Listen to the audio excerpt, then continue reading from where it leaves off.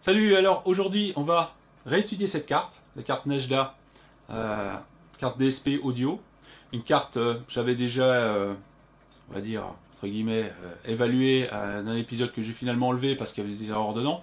Donc j'ai une correspondance avec le concepteur de la carte qui m'a corrigé sur certains aspects, que bon, certains je pouvais pas les deviner, d'autres j'avais qu'à lire la doc, hein, c'est bien fait pour ma gueule. Mais bon, on va reprendre ça correctement. Réétudier les trucs, ne plus tapoter sur les composants quand on les montre, parce que ça, effectivement, c'est assez insupportable une fois qu'on le sait. Donc, on va refaire à peu près le même style d'analyse qu'avant. On va regarder le matériel, on va regarder le logiciel, on va faire quelques mesures.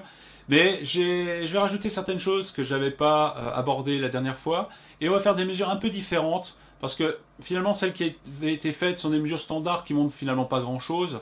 Par contre, on va regarder un petit peu des trucs différents, comme mesurer le jitter en sortie d'une carte, et des choses comme ça. Donc, on va déjà regarder la carte et sa construction. Alors voici la plaque, hein, grande plaque qui contient absolument tout, toute la connectique, des connecteurs de toutes sortes, des ports d'extension, etc. Bon, sa grande taille est évidemment forcée par toute cette connectique, donc ce qui fait qu'il y a plein de zones vides de fait. Alors, elle est quand même constituée de blocs bien distincts. Hein, la topologie est finalement relativement simple. Elle a des blocs bien distincts. Elle peut fonctionner à la fois en numérique, en analogique, en sortie d'une manière simultanée. En entrée, on peut sélectionner entrée numérique, entrée analogique, entrée optique, etc. Elle contient tout ce qu'il faut pour toute la partie analogique, entrée et sortie, pour être traité via le DSP. Donc les blocs sont vraiment simples. Un codec qui sert avant tout à entrer et sortir en analogique, un DSP qui fait le traitement, évidemment, un transmetteur qui permet de sortir 4 paires stéréo en SPDIF, une cinquième paire est disponible en tant que bonus, mais qui vient directement du DSP, ce qui est bon, un bonus intéressant. Si le DSP sait le sortir directement, ça fait un cinquième canal. 10 canaux dispo, ça c'est cool.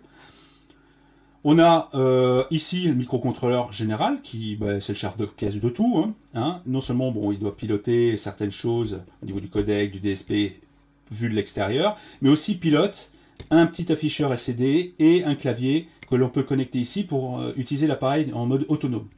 L'appareil est branché via un USB, donc il peut être piloté aussi via un PC, mais il est programmé, on va dire, on le configure via ce port USB. Ce n'est pas un port USB audio. Hein.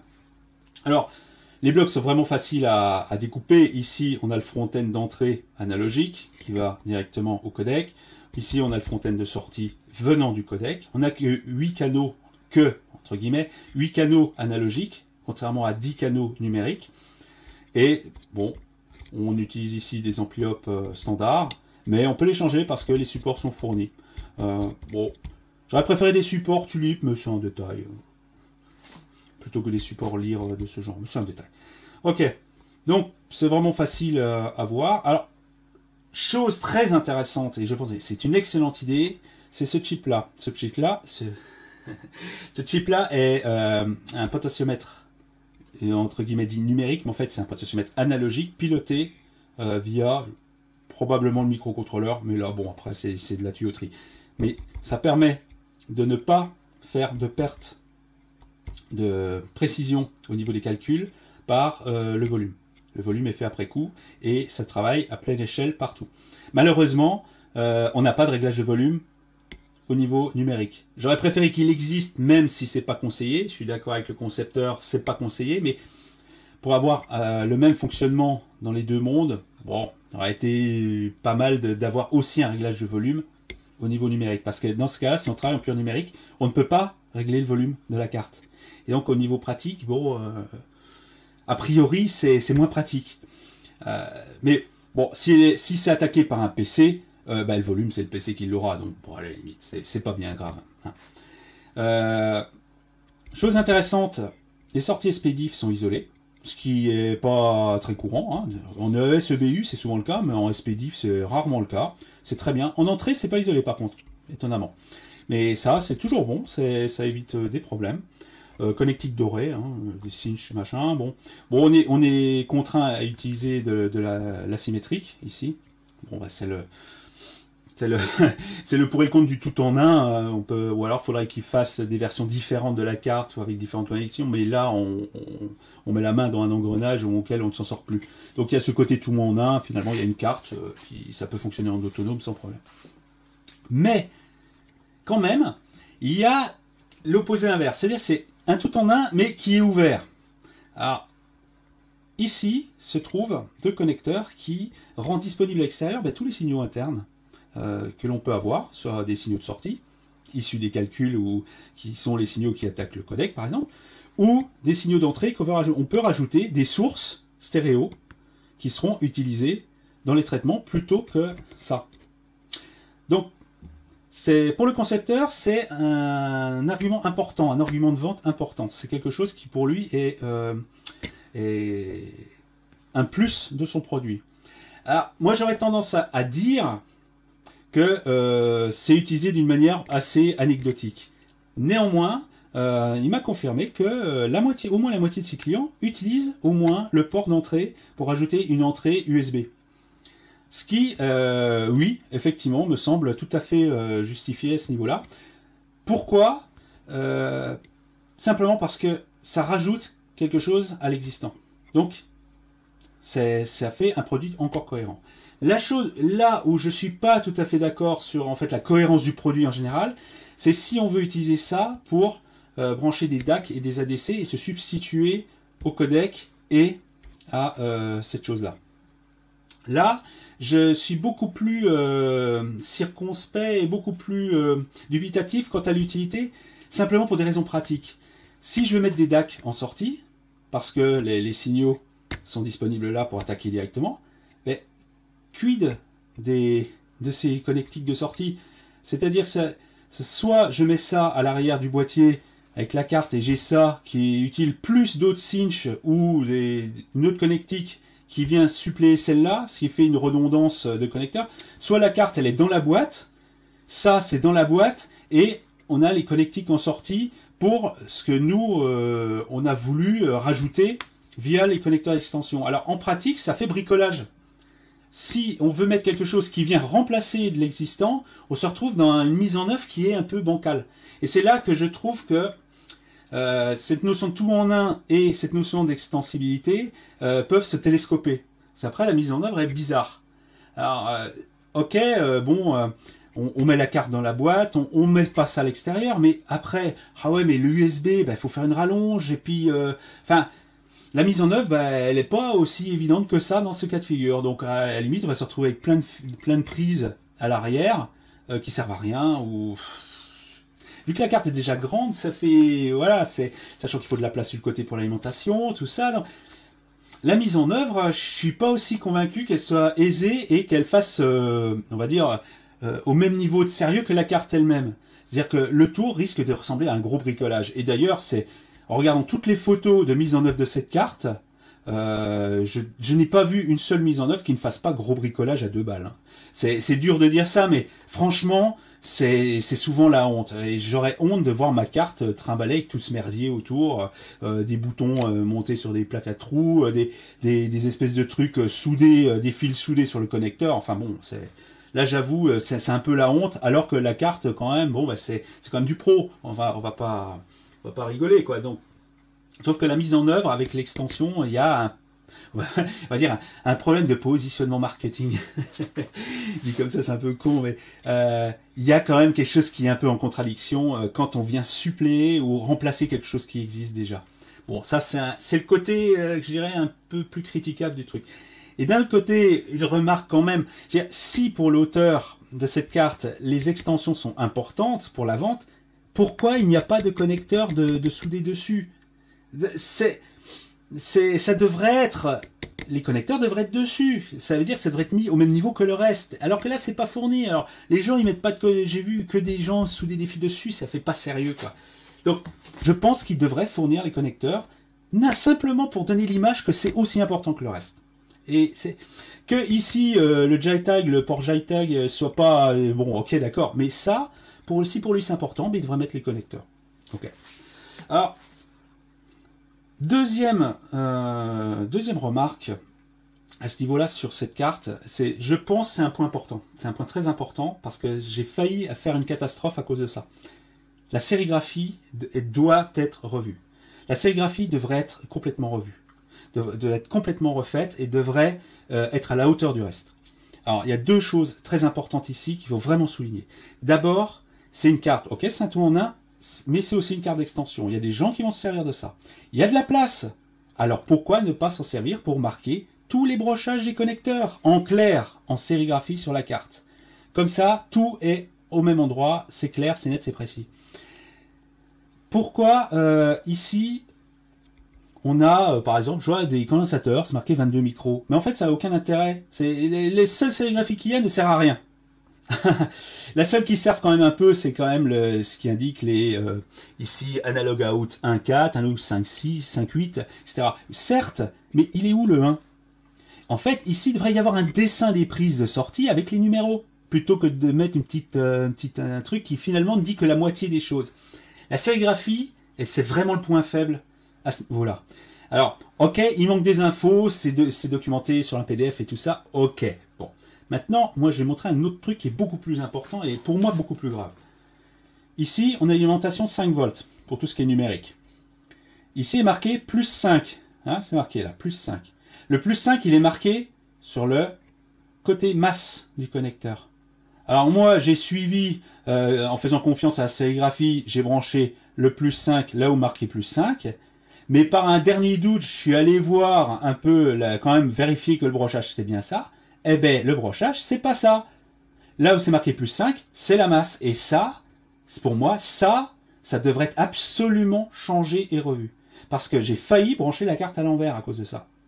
Au niveau des alimentations, c'est pas suffisamment indiqué d'une manière claire et précise. Ici, plus ou moins 15, plus ou moins 12 est dans le bon sens. Mais je pense que c'est plus un hasard qu'autre chose. Je pense que ce n'est pas voulu. D'une manière générale, par exemple, si on prend une carte mère d'ordinateur, tous les connecteurs sont orientés de la même manière. Ici, c'est pas le cas. Alors ça, c'est un détail. Bon, franchement, je vais pas reprocher ça. Mais si on voulait vraiment aller jusqu'au bout, il faudrait que tous les connecteurs soient dans le même sens. Comme ça, au moins, on n'a pas de problème. Ici, ils ne sont pas dans les mêmes sens. Mais le problème, c'est que c'est mal indiqué où est le 1 dans les connecteurs. Ici, pour les connecteurs à double rangée, c'est une broche carrée qui indique le 1. Sauf que quand le connecteur est mis, la broche carrée, on ne la voit plus. Il est où le 1 dans celui-là? C'est pas indiqué. Nulle part. Alors sur les simples connecteurs avec une seule rangée, il y a un carré, la broche numéro 1 est entourée, mais sous la sérigraphie, on ne le voit pas bien, il faut vraiment le deviner. Pourquoi il n'y a pas 1 et par exemple 9, je ne sais pas combien il y en a, mais pourquoi il ne s'est pas écrit 1 à l'endroit où ça doit l'être? Voilà, c'est là où je dis la sérigraphie, c'est super important. Et là, je pense qu'elle a été très largement sous-estimée. Il y a des trucs où c'est écrit ici Shield, mais ici il y a un connecteur, on ne sait pas ce que c'est. Ici il y a la même chose que Shield, mais c'est pas indiqué. Voilà. Il y en a encore un autre là, on ne sait pas ce que c'est. Par contre, ici, c'est écrit que c'est un LM337L. Bon, ok. Je pense que la sérigraphie, il faut la revoir. Je pense que c'est un des deux problèmes principaux de cette carte. Même si ça n'entache pas la qualité de la carte en soi, la sérigraphie, c'est super important. Et un dernier détail, le logo. Il faut mettre le logo de la marque et de la carte. C'est vrai, c'est marqué Nashda version 1.1 en gravé ici dans le cuivre. Mais faut profiter de la sérigraphie pour mettre son logo et tout ça. Faut se montrer. Voilà, c'est con. Hein. La sérigraphie, c'est important parce que c'est à la fois technique et c'est à la fois ça donne une esthétique, un style, quelque chose à la carte en plus. C'est important. Je pense que la sérigraphie, il faut la revoir réellement. Ça, c'est le premier, on va dire, la première chose que je reprocherai à la carte, celle-là. Et la deuxième chose, je pense, est plus importante, là c'est purement technique, c'est l'alimentation. Je pense que le choix à l'origine qui semble être une bonne idée d'utiliser des alimentations toutes faites extérieures avec des tensions standards qu'on peut avoir, des alimentations à découpage que l'on peut mettre directement et utiliser la carte, je pense que c'est pas une bonne idée. Alors pourquoi c'est pas une bonne idée? Premièrement, le prix d'une carte, d'un alim à découpage compact, c'est pas forcément peu. Ça coûte de l'argent. Donc pour un appareil fini, ça fait une somme en plus à mettre. Deuxièmement, ces alim à découpage, elles sont rarement documentées sur leur qualité intrinsèque, le bruit en sortie, quelle est la charge minimale qu'il faut leur mettre pour qu'elle fonctionne. Parce que là, l'appareil est branché, là. Donc en plus 12, ça consomme 160 mA. En moins 12, ça consomme 60 mA. Certaines alimentations se contentent pas de si peu. Et certaines ne régulent pas quand on consomme pas assez. Il faut vraiment se méfier. Hein. Surtout les trucs pas chers de Chine, compacts, machin, on ne sait pas ce que c'est. Donc, si on met une alim qu'il faut consommer 200 mA pour qu'elle fonctionne, et qu'en dessous elle ne régule pas et que ça crame la carte, qui est responsable là-dedans? Hein? Personne ou tout le monde? On ne sait pas. Parce qu'il y a ce problème-là. C'est le problème de la protection de la carte. Et c'est là que vient c'est là où je veux en venir. C'est que non seulement il faut mettre une alim séparée qui prend de la place, qui coûte, etc., dont la qualité n'est pas assurée. Et deuxième chose qui pour moi est beaucoup plus importante, c'est la notion de protection. Si ici je mets ça à l'envers, je suis certain de tout faire sauter. Il n'y a aucune protection contre les inversions de polarité, que ce soit d'un côté ou de l'autre. Les liens sont directs. C'est pas parce que sa conception est mauvaise, c'est parce qu'il n'y a pas le choix. Si on veut mettre des diodes pour empêcher de brancher à l'envers, on aura ici une chute du 5 volts de tension qui sera probablement trop importante pour pouvoir utiliser des périphériques qui fonctionnent en 5 volts. Parce qu'ici, on attaque directement des périphériques qui devraient être, selon les normes TTL, plus ou moins 5% en tension, ou quelque chose comme ça. Donc on n'a pas du tout de marge de manœuvre sur les tensions ici. Et mettre des diodes de protection, ça enlèverait encore de la tension, et on sortirait des clous, et ça poserait d'autres problèmes. Donc ici, ce choix-là nous empêche de mettre des protections qui, pour moi, sont ultra importantes. Surtout quand on a une sérigraphie qui est à l'envers. Je pense réellement, si j'avais à faire cette carte-là, j'aurais pas du tout utilisé cette technique. J'aurais mis des régulateurs supplémentaires ici, des petits ponts de diode, parce que ça ne consomme pas grand-chose, et simplement des connecteurs où on branche un transformateur directement. Il y a de la place. Pourquoi ne pas s'en servir pour mettre les trucs qui manquent pour faire une alim linéaire avec des régulateurs standards pour piloter le tout avec aucune chance de cramer le truc par erreur. C'est-à-dire, ce sont des régulateurs qui supportent en général 35 volts en entrée. On a de la marge. Non seulement ça coûte quelques euros de mettre ça, franchement ça coûte pas cher. En plus, on peut alimenter les amplis en 15 volts et non pas en 12. En plus, on peut mettre des protections de polarité avec des diodes de protection. C'est-à-dire que ça n'a que des avantages. Ça coûtera que quelques euros en plus. Et je préfère payer, par exemple, sur cette carte-là, payer 20 ou 30 euros de plus, avoir une alim et le transfo fourni, plutôt que de mettre une espèce de pièce rapportée qui ne vient pas de la personne qui a conçu ça, qui ne peut pas tester toutes les alimes et tout ça. Et voilà, et on peut avoir des problèmes. Et puis, bon, après, qui est responsable? Je ne sais pas, mais on a une carte cramée. Donc, je pense réellement que ici, il aurait été préférable d'inclure les alimentations, et quitte à ce que le kit fasse 20 ou 30 euros de plus, qu'il y ait le transfo qui soit fourni. Parce que ça coûte pas cher. Franchement, ça coûte pas cher, et ça résout énormément de problèmes, et ça permet d'utiliser la carte vraiment dans des très bonnes connexions, en toute sécurité. Hein. Voilà. Donc voilà à peu près l'aperçu de la carte. Bon, on pourra aller plus dans le détail, mais vraiment, je pense qu'on a vraiment de quoi faire si on veut résoudre son problème dans sa propre topologie de chaîne, etc. Parce que chaque chaîne est différente, chacun veut faire d'une manière ou d'une autre, et avec ça, je pense qu'on peut résoudre plein de problèmes. Par rapport à un DCX, on est vraiment à quelque chose qui est nettement meilleur, plus puissant, plus évolué, avec plus de canaux, malheureusement en asymétrique, ça c'est le problème, alors que les codecs sortent en symétrique, c'est dommage. Mais bon, après c'est des choix, hein. Je veux dire, c'est dommage, oui, mais bon, faut pas non plus... allez, on va pas reprocher ça. Si j'avais eu à faire un truc comme ça, je pense que j'aurais fait ça sur plusieurs cartes. Une carte de calcul et une carte d'extension, et différentes cartes d'extension, une symétrique, une asymétrique, qui viennent se connecter dessus, comme ça, on pouvait avoir quelque chose de plus modulaire. Après, c'est un choix. J'aurais préféré quelque chose de plus modulaire et avoir différentes options. Mais bon, le gars travaille, j'ai l'impression qu'il travaille tout seul, sauf qu'il a déjà fait un super boulot, parce que c'est long, c'est pénible de fabriquer, concevoir, et surtout de finir un truc comme ça. Hein. Et je trouve que, bon, le gars fait quand même un super boulot, et je vais pas lui reprocher des détails, à part la sérigraphie et l'alimentation, qui pour moi sont les deux points faibles à améliorer, si on veut vraiment passer à vraiment à un cran au-dessus. Là, on va plus titiller l'industriel au niveau des protections et des contraintes que l'on se met sur, on va dire, des détails. Mais ce ne sont pas des détails. Voilà. Donc, ce qu'on va faire, ben, là, il est branché. On va regarder un peu le logiciel de pilotage, sachant que ça peut fonctionner en autonome, mais on a besoin du logiciel de pilotage pour télécharger toutes les données des filtres qui vont être utilisés à ce niveau-là. Donc on va regarder ça, et après, on va faire quelques mesures. On va faire quelques mesures analogiques, numériques et de jitter. Et après, on pourra conclure. Bien, alors, voilà le logiciel tel qu'il est, lorsqu'on a démarré, qu'on est connecté sur la carte. Hein. Ici, on n'a aucune configuration de chargé, et donc on a juste l'état des entrées et des sorties, hein, la charge de calcul sur les DSP, quelques indicateurs. Ici, la sélection des sources. Donc ici, je l'ai alimenté en analogique avec 500 mV RMS, et ici en numérique, ben là, ça sort une sinus pleine échelle. Donc on a l'état actuel, sans aucun traitement. Ça, le mute, c'est tout ce qui correspond à la gestion des sorties. Donc ça, c'est vraiment le potentiomètre numérique qui est piloté à ce niveau-là, ainsi que le volume là. Donc ça, c'est indépendant de la source, hein, donc ça, c'est toujours disponible. On a quelques traitements ici globaux qui sont hors domaine du filtrage en soi. On la balance, hein, pas de problème.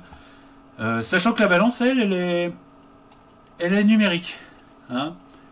On la voit apparaître ici. Parce que ce qu'on voit ici, c'est ce qui rentre dans le filtre, dans le potentiomètre analogique. C'est avant le potentiomètre analogique. Donc le volume, lui, ne touche pas à ça. Par contre, la balance, elle, a priori, a un effet. Ok. Donc, il y a aussi cette chose grave aiguë qui est une sorte de correcteur de tonalité. À ce niveau-là, on verra tout à l'heure, pour moi, c'est un truc qui ne sert pas à grand-chose.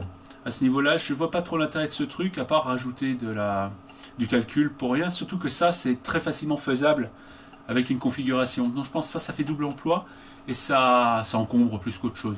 Bon. La charge DSP, donc là, elle est de 15%. Donc les deux DSP, chacun se partage à peu près la moitié du travail. Hein. Ici, quelques indicateurs de surcharge de canaux, que ce soit en entrée analogique, dû à ces traitements-là, ce qui rentre à gauche, à droite, enfin bon, voilà. Donc on voit si on est loqué ou pas sur ici, lorsqu'on est en coax. La PLL unlock, c'est lorsque je suppose la PLL interne qui génère la master clock se met à être hors circuit. Bon voilà, donc ça, il ne se passe pas grand chose. Alors étonnamment, le mute ne fonctionne qu'en analogique, ça c'est un pilotage du potentiomètre. Moi j'aurais pensé plutôt que ça ce soit purement numérique, parce qu'il n'y a pas de raison, le mute ne pose pas de problème en numérique. Si c'est pour couper les canaux, autant le faire. Autant faire les deux, pour être sûr. Mais au moins qu'en numérique ce soit disponible. Sinon, je ne vois pas trop l'intérêt de le mettre qu'en pur analogique. Ça devrait être disponible en numérique aussi. Donc, on va commencer par simplement créer un nouveau setup, une nouvelle configuration. Hein. Alors, qu'est-ce que c'est qu'une configuration? C'est un simple fichier, hein, c'est exactement comme les DCX. On dit le nom de la configuration, à quelle fréquence d'échantillonnage on va travailler en interne, sachant que ce qui rentre en SPDIF va passer par un convertisseur de fréquence d'échantillonnage pour travailler uniquement dans une de ces trois fréquences préréglées internes.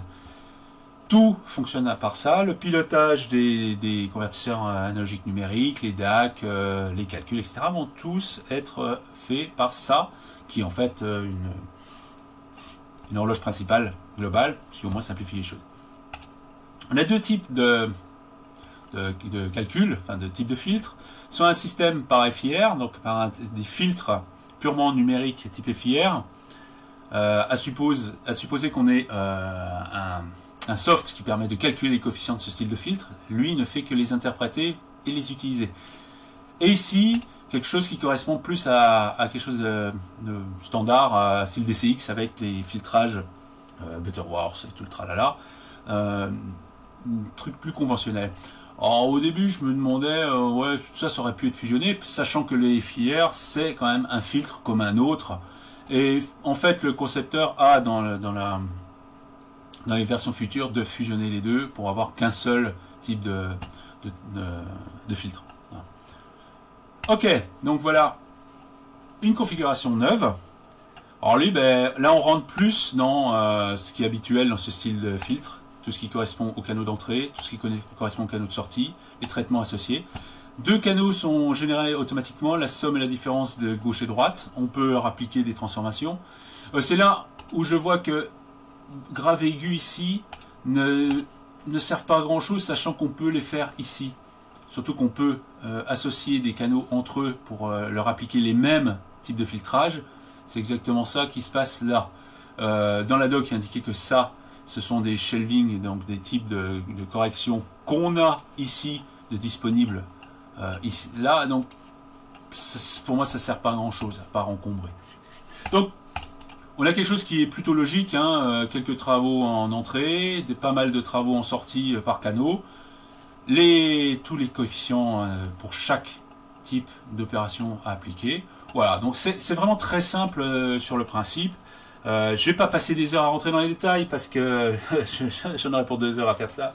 Hein, parce qu'il y a beaucoup de possibilités, de subtilités, de petites choses disponibles ici ou là qui sont intéressantes. Donc, je vais plutôt me positionner sur les détails spécifiques à cette carte et qui sont intéressants. La première chose, globalement, c'est qu'on peut ajouter des graphiques. Alors, graphique, ça permet de voir un peu ce qui se passe, les corrections qu'on applique et voir la tronche raison. Mais en plus, on peut superposer des filtrages qu'on a fabriqués sur une mesure qu'on aurait faite et qu'on aurait importée. On peut importer les fichiers de mesure, ce qui est documenté, sous quel format, etc. Ça permet d'appliquer les filtrages sur des vraies mesures. Et ça, c'est vraiment un plus. Parce que c'est vraiment, à la fin, c'est ça qu'on veut. Hein, c'est pas, je prends un filtre et je fais tout en hypothétique, système parfait, voilà. Donc, si par exemple, je prends un passe haut, ici, on va prendre un passe haut style Bessel du 6e ordre, sur 500 Hz. Bon, ben voilà, ici, on va le voir. Moi, on voit les choses. Mais si moi je charge un fichier de mesure et que j'ai fait sur ma propre chaîne, je peux appliquer ça sur mon propre système. Et c'est là qu'on a quelque chose de plus intéressant. Alors il y a une séparation entre entrée et sortie à ce niveau-là. J'ai la possibilité de créer le même style mais pour l'entrée, par exemple des canaux, qui montre ce style d'égalisation qui aurait été fait ici. Alors je peux en faire un, par exemple un low shelf avec un gain, par exemple, je sais pas, un gain de 6 décibels. Voilà. Donc ici, je vais l'avoir. Alors ici, je peux décider de l'incorporer globalement ou pas. Ce qui est ça. Là, bon, ça show process, c'est vraiment pas utile. Là, c'est utile quand on a un fichier et il montre le fichier tel qu'il a été chargé. Donc, alors, le fait d'avoir séparé ça et ça, bon, je sais pas si c'est vraiment utile, parce que en fait, nous ce qu'on veut, c'est quand même le tout. On veut le résultat final. En pratique, on se retrouve pas dans la situation où les deux sont séparés. Bon, c'est pour ça, bon, ouais, ce qui peut le plus peut le moins, mais je pense que c'est pas la peine de s'encombrer avec ça, autant le mettre et puis voilà. Hein. Par contre, on peut avoir autant de graphes qu'on veut si on veut éviter de mettre tous les canaux en même temps sur la même image. Donc on peut en créer un autre avec le canal 2 et puis voilà, et puis on rajoute des choses là. Donc ça c'est très pratique. Ça permet vraiment de voir ce qu'on fait. Donc bon, ce qui est plus intéressant, c'est d'avoir un graphe et inclure ce que l'entrée prévoit comme correction. On peut voir l'amplitude, on peut voir la phase, on peut pas voir les deux en même temps. Bon, c'est un choix. Après, c'est vrai que les courbes, ça peut être facilement mélangé, mais bon. Alors c'est intéressant ici de pouvoir inclure les retards qu'on aurait éventuellement mis au niveau d'un canal. Alors on peut soit l'inclure ou pas. C'est vrai que ça c'est plutôt une bonne idée parce que ça, ce qu'on met là à ce niveau-là, c'est pas pour la correction du haut-parleur lui-même, mais c'est plutôt pour son interaction avec celui d'à côté. Donc c'est plus pour le résultat final avec le mélange de plusieurs canaux que ça va jouer. Mais je comprends que ici, on puisse avoir l'option de ne pas l'inclure parce qu'on veut voir simplement la phase du système en lui-même. Ça, je comprends cette séparation. Le fait de mettre input processing séparé, bon, c'est moins, je pense que c'est moins utile. Voilà, donc ça, c'est vraiment une excellente option. Alors, un truc que je trouve, justement, je reviens à ce... Je dirais ça. Je reviens à ce truc de... grave aigu, là. Je pense que ça sert à rien. Pourquoi? Non seulement c'est un simple shelving qu'on peut mettre là, mais en plus, si par exemple j'applique une correction ici, qui va avoir lieu, en fait je ne le vois pas là. Je ne le vois pas, je ne sais pas ce qui se passe. Et là, en fait, ça a vraiment plus aucun intérêt à ce niveau-là, c'est qu'on est complètement en aveugle avec ça. Je pense que c'est pas utile. Après, c'est le seul réglage que l'on ait disponible lorsqu'on fonctionne en mode autonome, avec télécommande, puis le petit afficheur LCD, etc. Oui, mais quand on ne sait pas ce qui se passe, ouais. J'avoue, dans le cas de très haute fidélité, personne n'utilise des correcteurs de tonalité comme ça. Le but, c'est d'avoir un fil, d'avoir quelque chose, et puis c'est tout. Après, rajouter ça parce qu'on écoute un disque qui est un peu plat en bas ou un peu trop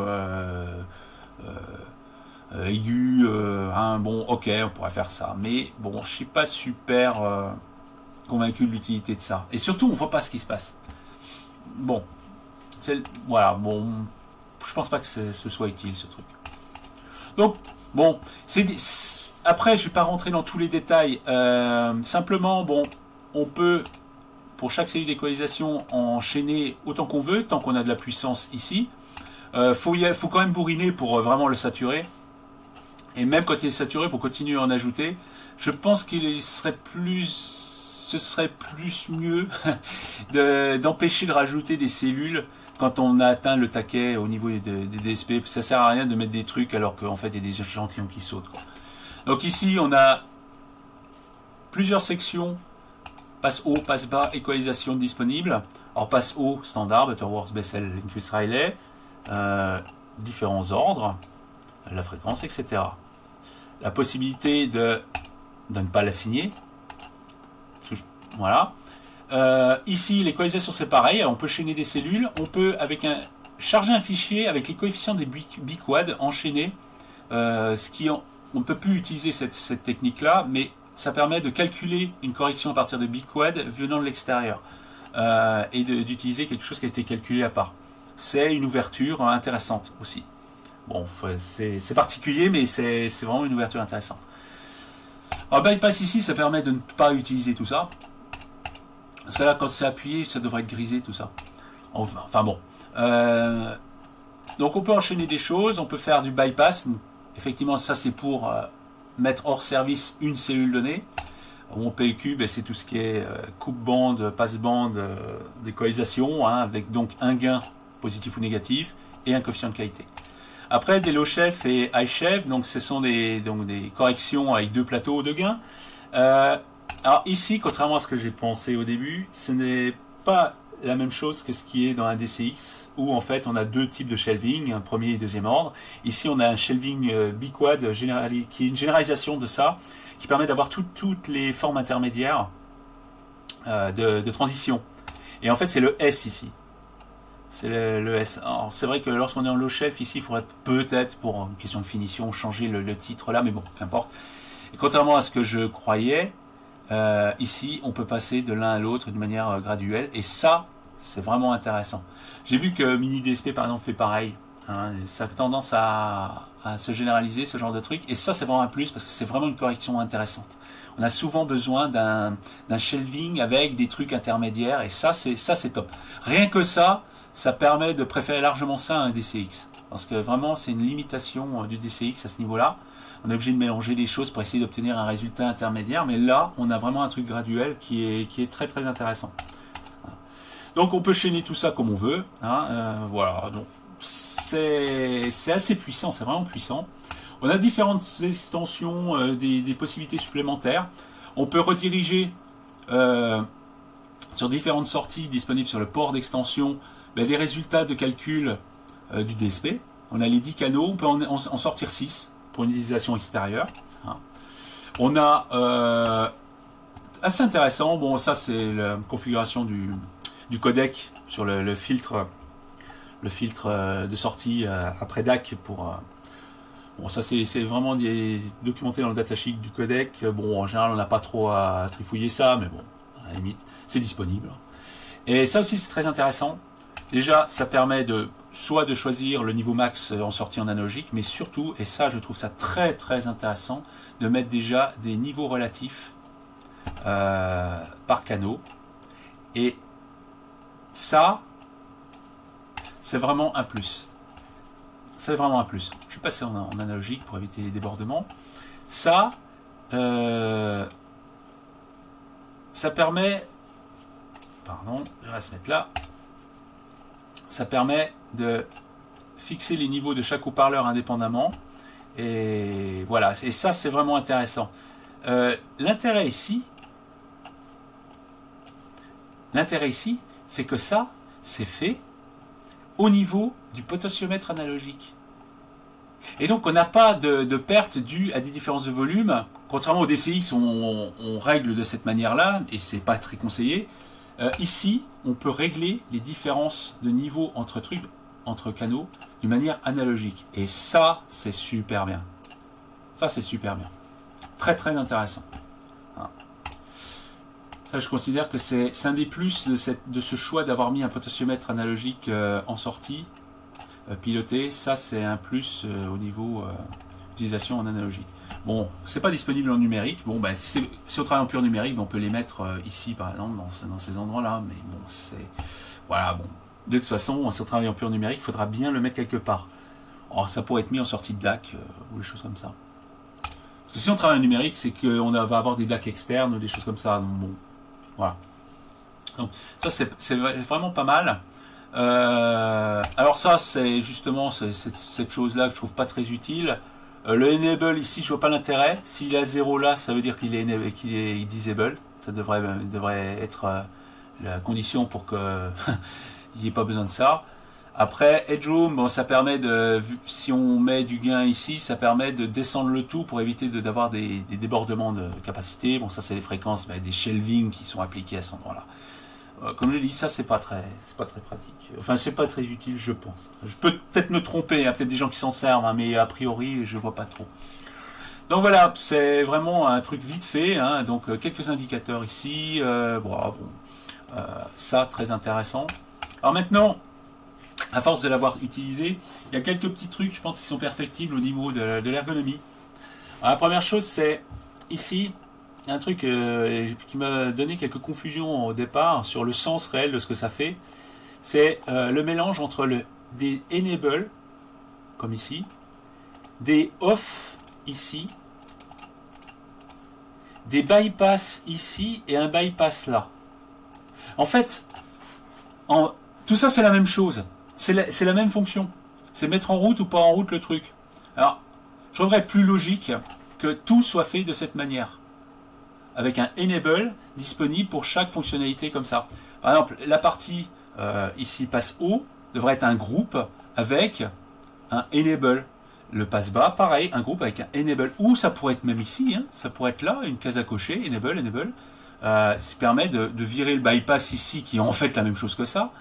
Et ici, pour chaque section, il devrait y avoir un enable qui grise ou dégrise la section en fonction, on veut l'utiliser, pas l'utiliser, mais que ce soit pas un truc dans une combo box comme ça, parce que en pratique, oui, utiliser ça pour voir l'effet, mais on est obligé de revenir là, et si jamais on se gourre de fonction, on a mis du gain ici, puis d'un coup on se gourre, on met le PEQ à la place de l'autre, sauf c'est plus risqué, et ça fait plein de clics pour rien, alors que ça devrait être mis à part.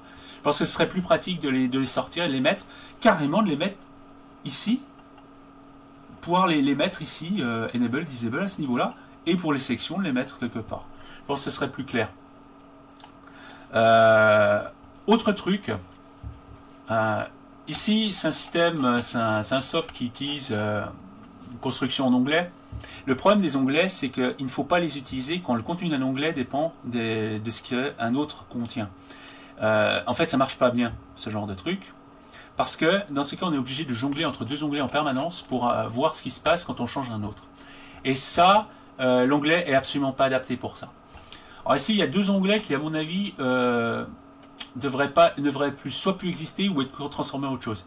Le monitor, je pense que ça devrait dégager et ça devrait être quelque chose qui est toujours visible, par exemple en bas. Quelque chose de plus compact, mais on voit toujours les états des entrées et des sorties en permanence. Je pense que ça devrait être un truc en dehors des onglets. Tout simplement parce que quand on manipule les gains comme ça, lui détecte qu'il y a des surcharges et tout ça, ça permet de le voir. Et de ne pas oublier d'aller voir ah bah ici, ah bah oui mais je dépasse, ah bah tiens ça marche pas, et oublier de le faire et puis brancher, puis en fait on se rend compte que ça sature, c'est pas bon, etc. Donc je pense que c'est quelque chose qui devrait être toujours visible. Les graphes de manière équivalente dépendent de tout ce qu'on fait là.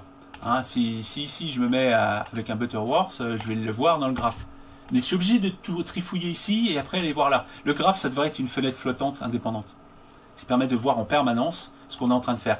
C'est surtout quand on a ses propres mesures et qu'on essaye d'ajuster, par exemple ici, des fréquences.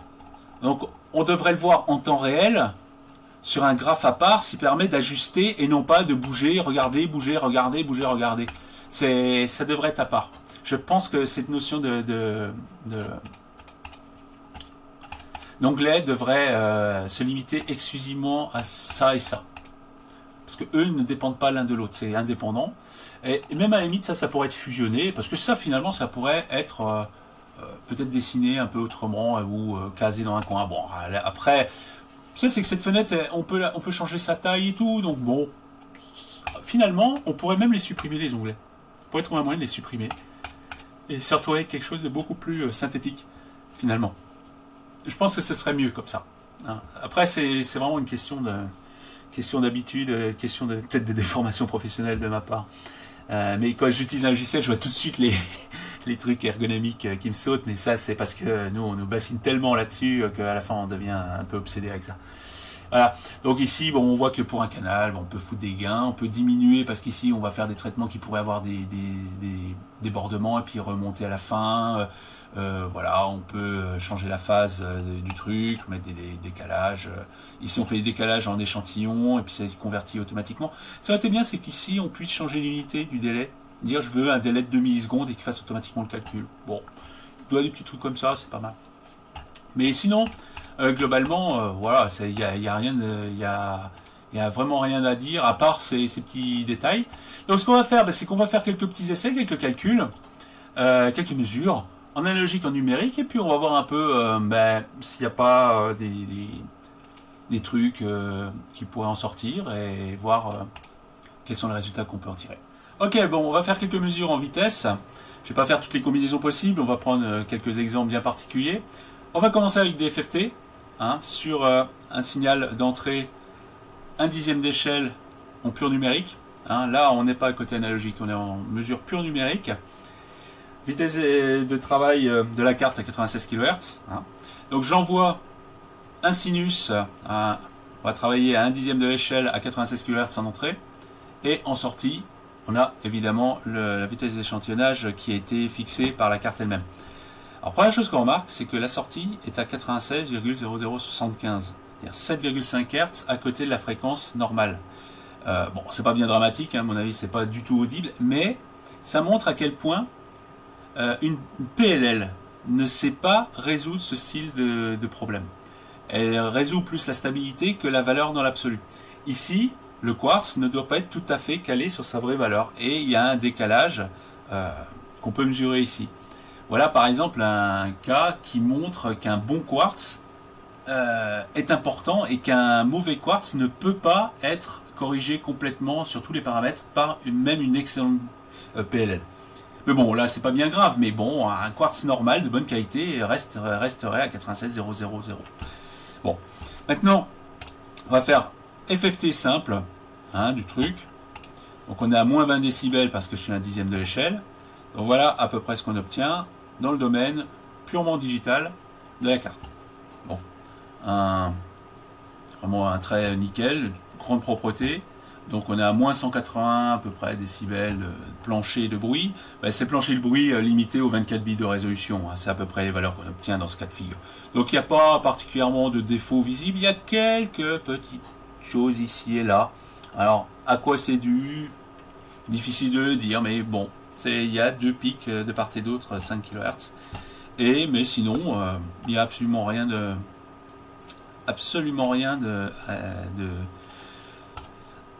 de suspect à voir là-dedans. Ok, maintenant on va passer en pleine échelle pour là voir quelques petits trucs que j'ai découverts au fur et à mesure des tests. Là je me mets en pleine échelle, sachant que bien entendu ici je suis à 0. J'ai absolument rien comme calcul, comme équalisation ou quoi que ce soit. J'ai un EQ ici mais je suis en bypass, donc ici j'ai absolument rien. Mais, quand je suis à 0 décibel, c'est-à-dire à pleine échelle, j'ai des choses qui apparaissent. Alors, comme je ne suis absolument pas avec la... Comme je suis vraiment, j'ai aucune correction. D'ailleurs, je vais la virer celle-là. Voilà, j'ai absolument rien.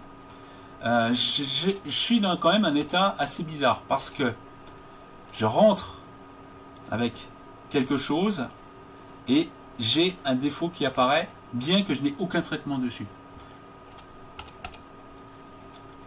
La carte me montre ici un problème de surcharge, bien que je n'ai pas d'indicateur. Mais le fait qu'il n'y ait rien qui se marque ici, ça indique que la carte est en défaut quelque part.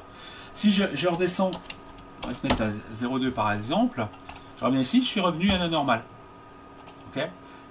Mais si je remonte à 1, il y a un problème qui arrive. Alors, c'est là où je ne suis pas d'accord avec le concepteur de cette carte. Ce n'est pas normal, lorsque je n'ai aucune correction, ce n'est pas normal que j'ai un dépassement ou une erreur quelque part. Je ne suis pas d'accord avec ça parce que il n'y a aucune raison qu'il y ait des problèmes, parce qu'il n'y a aucun traitement qui est fait. Tout est à 0. Il n'y a pas de raison. Je pourrais admettre qu'il y ait par exemple un problème si je prends ici par exemple le gain ici et que je passe à par exemple moins 0,1, même si j'ai une atténuation, là il y a un calcul qui va se faire. Je comprends qu'ici il peut y avoir éventuellement des erreurs. Et pourtant, le pire c'est que là, je suis redevenu correct en sortie, pas en entrée. Donc, c'est un comportement qui me paraît illogique. Quand c'est à 0, ça doit être 0. 0, ici, quand on calcule avec 0, c'est exact. Il n'y a pas d'approximation qui a lieu.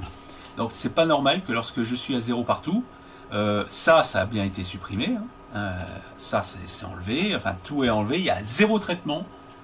Ça n'a pas lieu. C'est purement analogique. Voilà. C'est pas normal que j'ai des erreurs à ce niveau-là. Pour moi, je pense que c'est plus un bug que quelque chose de normal. Alors, qu'est-ce qui me fait dire que c'est plus un bug que quelque chose de normal? Je vais faire autre chose. Je vais passer à 0,9. Ah, 0,9, j'ai dit. Voilà. Donc là, je retombe sur quelque chose qui n'est pas au taquet. Je suis à 90% de l'échelle. Ok? Donc là, ce que je vais faire, c'est je vais faire une mesure juste pour voir la tête que ça a. Hein? Et là, je vais montrer quelque chose qui me fait penser qu'il y a réellement un problème de calcul quelque part.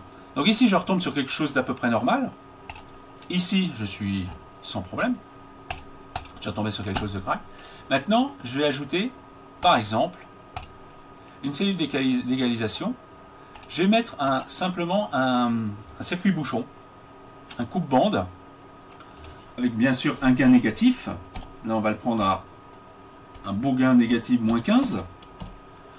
On va pas mettre un coefficient de qualité, on va le garder comme ça. Voilà. Donc j'ai quelque chose qui ressemble à ça, au niveau résultat. Et là, je suis en surcharge. Alors que là, je n'attaque pas à fond, je suis en surcharge. Si je fais l'analyse de ça, je vais avoir quelque chose de vraiment bizarre. Voilà, j'ai n'importe quoi. Alors, on peut écouter le signal qui en sort. Hein, je vais mettre en haut de ça. Voilà, on va écouter ça. Voilà. On entend bien le bruit bizarre du truc. Ok ? si j'enlève la correction, là c'est normal. Pour moi, ce n'est pas normal. Je pense qu'il y a vraiment un bug. Ce n'est pas un problème d'arrondi ou quoi que ce soit. Je suis à 90% de l'échelle. Je mets quelque chose qui ne peut que atténuer. Et pourtant, j'ai quelque chose qui fait n'importe quoi. C'est pas normal. Je pense qu'il y a un bug à ce niveau-là. Ce n'est pas qu'un problème d'arrondi. Donc, je crois que là, il y a un loup qui traîne. Et je pense que ça mériterait d'investiguer un peu plus là-dessus. Sachant que c'est, à mon avis, un simple problème logiciel, donc c'est-à-dire quelque chose qui peut être facilement réglé et mis à jour. Donc, c'est pas grave. J'ai n'importe quel firmware a des bugs. Je pense que là, c'en est un et il faudrait le corriger. Donc, ce qu'on va faire, c'est qu'on va plutôt travailler beaucoup plus bas. Donc là, je me remets à moins 20 décibels. Là, ça devrait retomber en ordre. Voilà, là, on retombe sur c'est des valeurs correctes, sans problème. Donc, dès qu'on monte un peu en niveau, il y a quelque chose qui se passe alors que ça ne devrait pas se passer. On est vraiment au-delà du simple, je suis exactement à la limite et puis ça passe pas. Bon. Ceci dit, la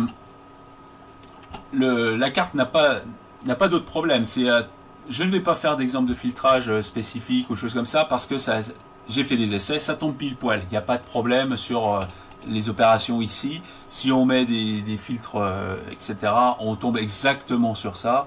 Je ne vais pas les refaire là-dessus. Je voulais simplement montrer un petit truc ici qui, pour moi, a, je pense, d'une manière sous-jacente, un problème qui traîne dans un coin.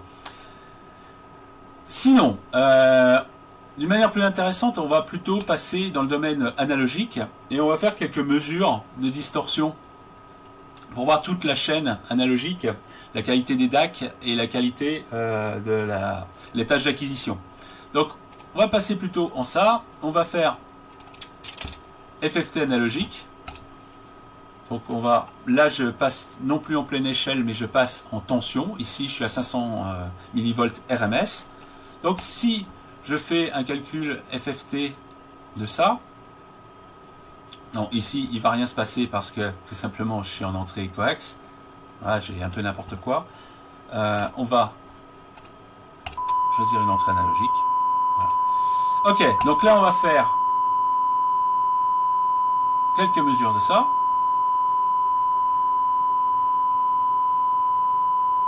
Voilà. Donc ici, voilà le résultat. Alors la courbe verte, on s'en fout parce que j'ai pas de signal d'entrée de ce côté-là. Je travaille que sur un seul canal. Donc ce qui m'intéresse, c'est surtout la courbe bleue. Alors elle montre à peu près les caractéristiques de cet étage-là. Donc on n'est pas très loin du maximum. On a un bruit de fond qui est vraiment faible. Hein, moins 120 décibels, c'est pas mal pour un bruit de fond pour une FFT. La distorsion ici, on voit la H2, la H3 apparaître. Après, ça disparaît. C'est vraiment quelque chose qui est supprimé après. Donc on est à peu près, si on zoome, donc ici on est à peu près à moins 5. Ici on est à moins 105. Donc on est à 100 décibels, à peu près d'écart entre le fondamental et les harmoniques. 100 décibels, c'est ce que donne le constructeur. Pour cette série-là, 100 décibels de distorsion, on est vraiment exactement dans ce que le constructeur prétend, donc il n'y a pas de problème, on est dans quelque chose, c'est pas exceptionnel, mais c'est dans ce que le constructeur fournit. Donc ça, aucun problème à ce niveau-là. Il y a une espèce de bruit ici, et un truc qui chute là. Bon, c'est vrai que ça a une forme un peu particulière, mais on ne voit pas de ronflement. La distorsion est normale. Bon, tout va bien. Donc à ce niveau-là, rien à dire. On va tester un petit peu la distorsion d'analogique. Voilà. Donc on va pouvoir essayer la distorsion. Alors ici, le volume est important. Hein, c'est important. Donc là, on va se mettre sans réglage de volume, on va se mettre dans les conditions idéales. Donc on va pouvoir mesurer la distorsion avec les amplis fournis, à la fois en acquisition et en restitution. Donc cette distorsion va contenir toutes les sources des distorsions possibles de tout le système. Donc on a à peu près entre 0,01, 0,02, ça monte un peu dans l'aigu. Bon, ce qui reste des valeurs très correctes, bien que ce soit pas exceptionnel, mais vu le nombre d'étages analogiques et vu qu'on fonctionne en pur analogique, ça reste dans les ordres de grandeur. Bon, ici on a mesuré toutes les formes de distorsion en même temps. Bon, c'est à peu près normal. C'est de l'ordre de grandeur des fournisseurs d'ampliop. Hein. Je pense que c'est vraiment les ampliop qui limitent à ce niveau-là. Les DAC et tout ça sont un peu meilleurs encore. En faisant plus d'essais et d'expériences, l'acquisition est vraiment excellente. L'acquisition est vraiment de haute qualité. Et l'essentiel de la distorsion vient dans l'autre sens de la sortie, des DAC et des étages de sortie. Et du potentiomètre numérique, enfin de toute la chaîne en sortie. Donc, il n'y a pas grand chose à en dire à ce niveau-là. Ce qui peut être intéressant d'être fait, c'est de changer les ampliop pour voir s'il y a une différence de comportement au niveau distorsion. Alors, ce que je vais faire, c'est que je vais remplacer ceux qui sont fournis par simplement des 55-32. On va essayer de voir si ça change quelque chose. Je vais changer à la fois en entrée et en sortie et on va comparer. Donc avec 55-32, bah, ça change pas grand chose. Hein, vraiment, c'est pas vraiment. On ne sait pas trop ce qui limite là-dedans. Mais finalement, à ce niveau-là, ça change pas grand chose. Alors je suppose que si on met vraiment des trucs de course à très faible distorsion, on gagnerait un petit peu. C'est ce que j'avais remarqué avec d'autres mesures. Donc on peut jouer un peu sur les ampliop, mais ça joue pas énormément. Hein. Donc voilà, on va pas non plus s'étendre là-dessus. On est à peu près aux limites du matériel à ce niveau-là, quel que soit l'aspect qu'on veut attaquer. Donc ça fait quand même un ensemble qui est cohérent au niveau de ses caractéristiques. Hein. Et donc, il n'y a pas grand chose à en dire, il n'y a pas vraiment de défaut particulier. Le matériel est utilisé au maximum de ce qu'il peut. Et finalement, il y a les ampliop qui sont mis, même s'ils sont, c'est vraiment les moins chers, mais en fait, ils sont parfaitement calibrés pour le reste. Donc, il n'y a pas vraiment de gain substantiel à changer et à mettre des trucs ultra hautes, performance, etc. Même si on pourrait gagner un petit peu à ce niveau-là. Et je pense que c'est vraiment perdre son temps pour pas grand-chose. Donc, je ne vais pas faire plus de mesures que ça à ce niveau-là. On va passer à un autre aspect. On va étudier un petit peu, ici, je vais étudier un petit peu le jitter en sortie, au niveau des sorties SPDIF. Ce qui va donner en fait une appréciation, on va dire, assez proche du jitter interne. Parce que bien entendu, le SPDIF est généré à partir de la master clock. Donc, tout jitter de la master clock va se retrouver en sortie. Et il est peu probable que d'autres sources de jitter vont venir vraiment s'insérer et va venir polluer le signal en plus. Alors l'avantage de l'audio précision, c'est qu'il y a toute une boîte à outils dédiée à tout ce qui est digital. Et en fait, c'est une pure analyse du signal numérique qui rentre par le SPDIF, mais qui est vraiment analysé par une capture haute fréquence, ici à 80 MHz. Et en fait, le signal est analysé au fur et à mesure. Donc, ce qu'on va faire, c'est qu'on va regarder un petit peu ça. Bon, je vais passer bien sûr en coax. On va étudier un petit peu ce qui se passe à ce niveau-là. Et on va voir si la master clock, le quartz, la PLL et tout ça fournit quelque chose de propre ou pas. Alors, on va utiliser, il y a plusieurs formes de mesure de ce genre de données. On va prendre la forme la plus, on va dire, la plus simple à comprendre, la plus simple à lire. C'est une étude statistique du contenu du jitter. C'est-à-dire que en fait, ici, on a une graduation en temps, okay, et un pourcentage d'échantillons qui a été analysé par rapport à l'endroit où il devrait être. Si on avait une horloge parfaite, on aurait un pic ici à 0, et on aurait 100% des échantillons qui seraient à ce pic.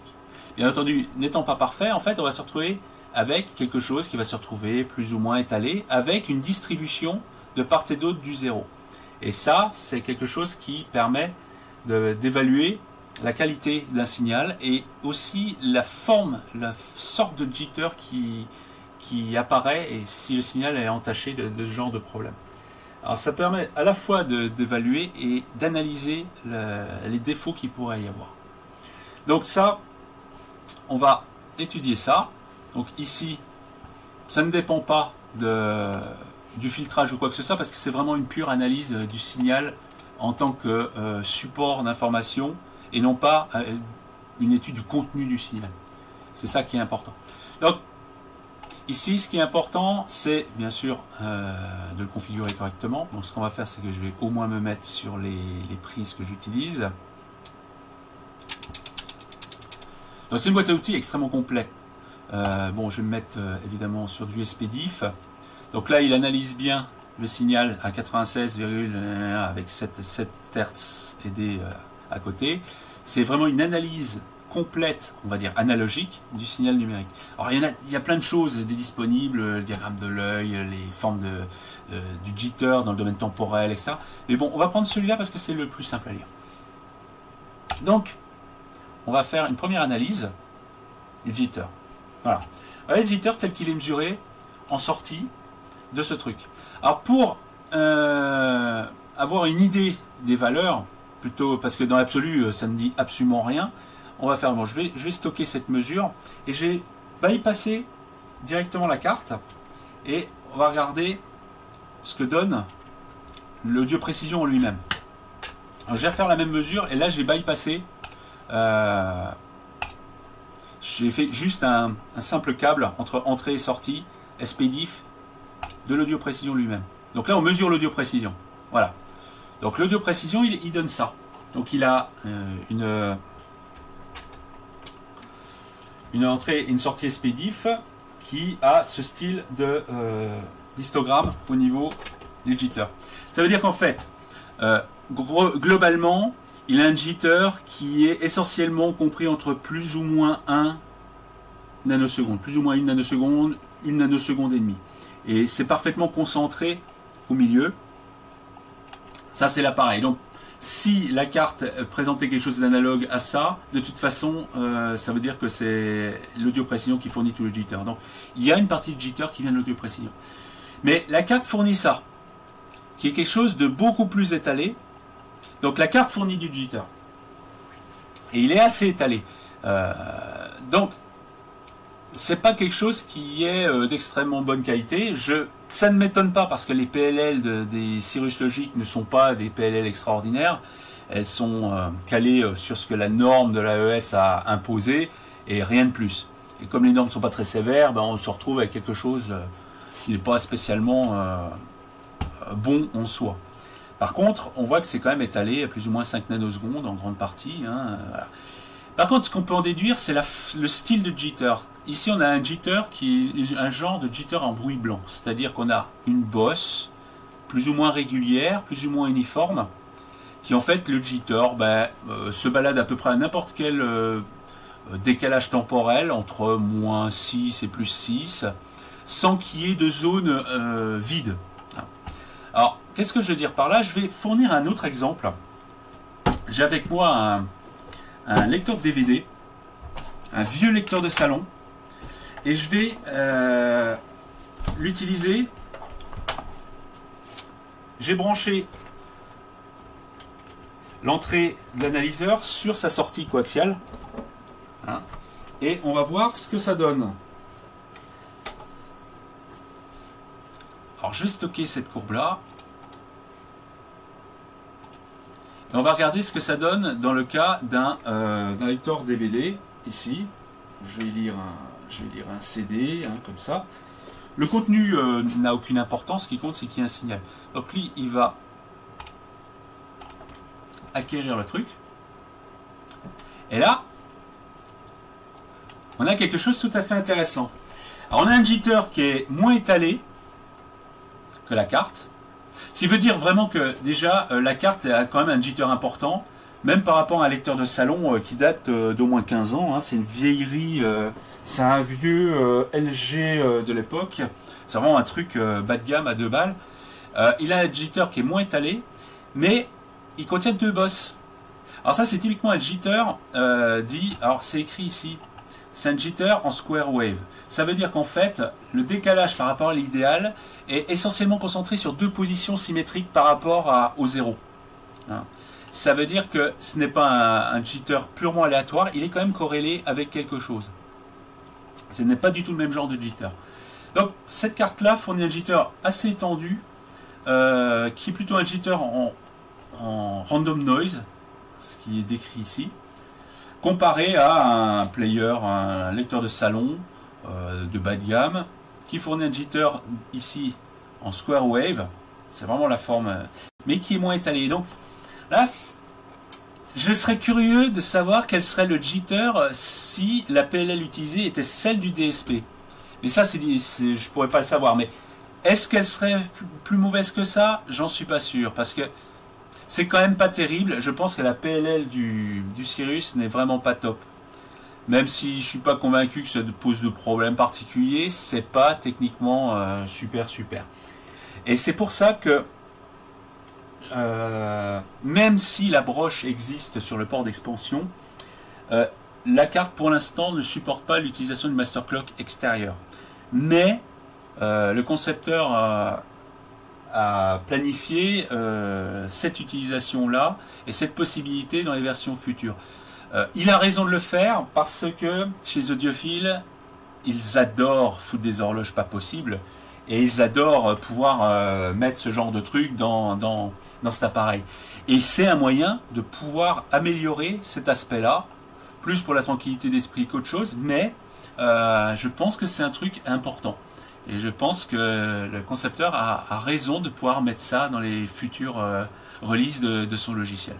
Et voilà, bon, ça c'était une mesure un peu particulière. C'est vraiment juste égratigner la surface de ce qui est possible là-dedans, hein, parce que là, bon, je pourrais aller beaucoup plus loin, on pourrait regarder la forme du signal, etc. Mais on voit que quand même, il y a des choses qui sont facilement mesurables. Alors là, j'ai la sortie du lecteur DVD, il est à 44,099. Donc là, je suis à 1 Hz près. Okay. Maintenant, si je ressors, je vais ressortir sur la carte là. Là, je suis à 96,7,5 Hz. C'est-à-dire que la carte est moins précise qu'un lecteur de salon au niveau de la fréquence. Ce qui veut dire vraiment que le petit quartz là qui alimente le DSP n'est pas un quartz de qualité suffisante pour ce type d'appareil. Je pense qu'il devrait essayer de trouver une autre source, un autre quartz que celui qui est mis. Alors là, je touche le quartz, en fait je le chauffe, et il bouge quand même, il est un peu sensible à la température. Bon, c'est vraiment un quartz, je pense que le quartz est trop bas de gamme par rapport à la carte. Hein. Je pense qu'il faudra faire un peu évoluer cet aspect-là, mettre un truc un peu plus haute qualité que celui-là. Je pense que ce serait pas mal. Voilà. Voilà, quelques mesures rapidement. Hein. Je ne vais pas aller plus loin parce que je vais en avoir encore pour des heures. Mais bon, on va pouvoir conclure sur cette carte. Alors, que conclure sur cette carte? Alors, du côté positif, en fait, c'est une carte qui vraiment n'a rien à voir avec ce que le DCX peut fournir au niveau fonctionnalité, puissance de calcul, possibilités supplémentaires, filtrage FIR, fréquence d'échantillonnage supérieure, etc. C'est une carte qui est vraiment supérieure sur tous les points, technique comme ergonomie, comme tout ce qu'on veut. Elle fournit plus de sorties, elle fournit plus, avec plus de puissance, avec tout ce qu'on veut. Donc de ce côté-là, c'est un produit qui vraiment est supérieur. Alors, il est fourni à la fois comme un système autonome, tout en un, mais extensible. Donc ça a ses avantages, ses inconvénients. Mais en tout cas, ça peut résoudre à peu près 99% des besoins, quoi qu'il se passe. Le gros avantage, et ça c'est quelque chose qui est extrêmement important et qui est un privilège rare, c'est de pouvoir dialoguer et pouvoir contacter le concepteur de la carte. Parce que c'est quelqu'un qui est vraiment à l'écoute, c'est quelqu'un qui fait avancer son truc en fonction des besoins et découvre les problèmes, les corrige, etc. c'est quelqu'un avec qui on peut vraiment converser. J'ai eu un échange avec lui sur le fait que bon, la première vidéo ne lui a pas spécialement plu et il avait raison sur certains points. Bon, sur d'autres, ça se discute, on n'est pas forcément d'accord sur tout, mais disons qu'au moins, il y a une conversation qui s'est extrêmement bien passée, même si j'ai pas spécialement pris de gants avec lui, il n'en a pas pris spécialement avec moi et il avait raison. Donc ça s'est très très bien passé, et c'est quelqu'un de bien sur lequel on peut vraiment avoir confiance quant à la gestion de son produit et à l'avenir du produit en lui-même. Et ça, c'est très très très important. Alors, ce produit est complexe, il y a plein de choses dedans, bon, il permet vraiment de faire beaucoup de choses, il est extensible, et ça, bon, ça peut permettre faire des espèces de configurations un peu bizarres, mais bon, pas grave, qui peut plus, peut le moins. Simplement, moi, de mon pur avis sur, on va dire, les seuls aspects qui mériteraient d'évoluer, c'est d'abord ne plus utiliser ce principe d'alimentation comme ça, hein, mais d'intégrer toute la régulation et tout ça sur la carte et nous fournir juste un transformateur directement, ce qui évitera les problèmes, les inversions, les destructions de cartes, etc. Je pense que c'est une erreur actuellement de faire une alimentation de ce genre, surtout pour le prix que ça coûte. Je pense qu'il faut revoir la sérigraphie de la carte. Enfin, en tout cas, même pas la revoir, c'est la faire. Il y a de la place, autant profiter. Donc mettre toutes les infos sur les connecteurs, mettre toutes les infos sur les orientations des connecteurs, mettre l'organisation des prises à l'arrière, où sont les canaux numéro 1, etc. Mettre la marque. C'est important de mettre la marque, le logo de la boîte sur le... Ça fait partie de l'image du truc. Donc la sérigraphie est vraiment à voir. Et si le concepteur ne veut pas changer le système d'alimentation, il faut absolument qu'il revoie la sérigraphie au niveau de l'alimentation pour mettre toutes les alarmes possibles et imaginables à ce niveau-là. Là, actuellement, il y a vraiment une grosse ambiguïté qui ferait qu'on brancherait la carte à l'envers, et ça c'est important de le corriger au plus tôt. Sinon, au niveau logiciel, c'est beaucoup moins grave lorsqu'il y a des bugs, évidemment. L'avantage du logiciel, c'est que c'est facilement, on peut mettre à jour facilement. Je pense qu'il y a réellement un bug au niveau des calculs. J'ai montré un cas de situation où il ne devrait absolument pas y avoir de problème, et or, il y a des problèmes de dépassement de capacité qui arrivent, et ça ne devrait pas arriver. Je pense qu'il y a un bug à ce niveau-là, et je pense qu'il serait important de le corriger. Il y a quelques petites peut-être améliorations ergonomiques au niveau du soft, mais je pense qu'il a déjà comme but de faire certaines choses que j'ai remarqué ici. Je pense qu'il devrait changer quelques aspects qui rendraient le truc vraiment beaucoup plus pratique. Mais ça, c'est du soft, donc ça n'empêche pas de l'utiliser pour l'instant, à part le problème de débordement. Et après, c'est de l'amélioration, et c'est ce qui va vraiment l'amener d'un produit qui est bien actuellement à un produit vraiment très bien, et qui là risque de vraiment mettre à mal les concurrents, style mini DSP ou autres, qui sont plus chers, qui ont certaines similitudes, au niveau alimentation par exemple, ou au niveau possibilité, mais qui là auraient vraiment une concurrence réellement sérieuse.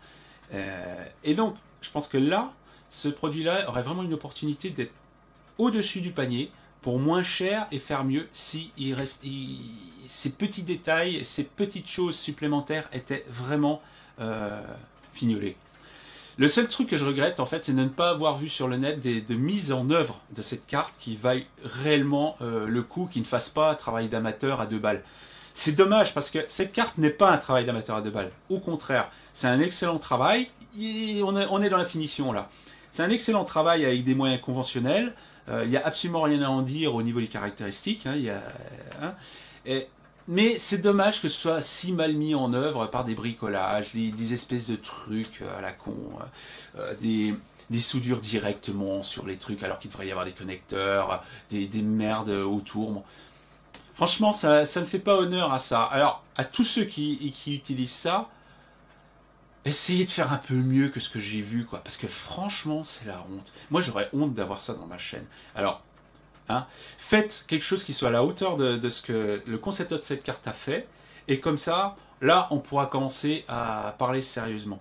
Parce que ce serait quand même important pour WAF, pour ces petites sociétés, d'une personne a priori, ce serait important qu'elle ait aussi, en plus de son propre système, d'avoir des exemples de mise en œuvre vraiment sérieuses qui feraient la petite cerise sur le gâteau pour pouvoir faire encore plus la promotion de ce produit.